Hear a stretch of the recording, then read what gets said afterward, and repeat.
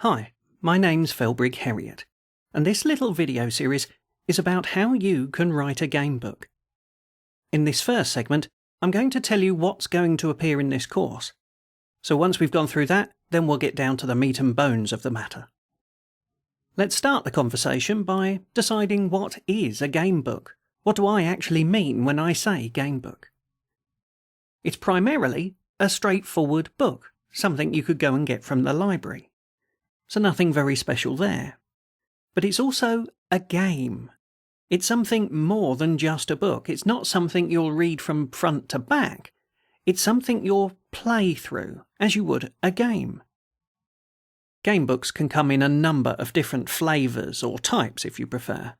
But generally speaking, they'll use dice, random tables, you'll play a part, a character if you will, within the story, and you'll be given choices. These are the fundamental things that go to make up what I call a gamebook.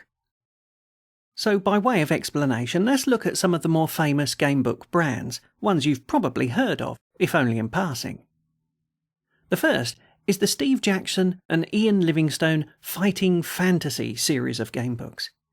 These first came out in 1982, and to my knowledge, these are actually the first gamebooks that came onto the market. These were mass-published by Puffin, and they went into all the W.H. Smith shops across the country, spread around the world in fact. And for many people, these were actually our first introduction to role-playing games. But don't let me muddy the water, I'm not actually talking about role-playing games. This is a game in a book, a gamebook. Another famous brand are the Lone Wolf series of gamebooks. These started back in 1984, and again went on to sell well over 9 million copies. A third series, and one that was more popular across the pond in the United States, was the Choose Your Own Adventure books. These books were really less of a game than the other two series highlighted here, but it was very famous and shared the main feature of gamebooks in that you get to choose where you start reading next, what page you're going to look at after you finish the one you're on. So what am I going to show you in this short course? Well, first of all, I'm going to show you how to actually write a gamebook.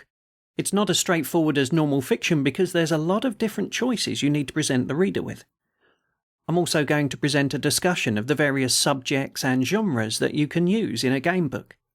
Of course, we're going to talk about designing a game system within that gamebook as well, and I'm even going to offer you some writing tips and descriptions of methods that you can use when writing gamebooks. And of course, finally, we'll finish off with how you can produce them and how you can get sales.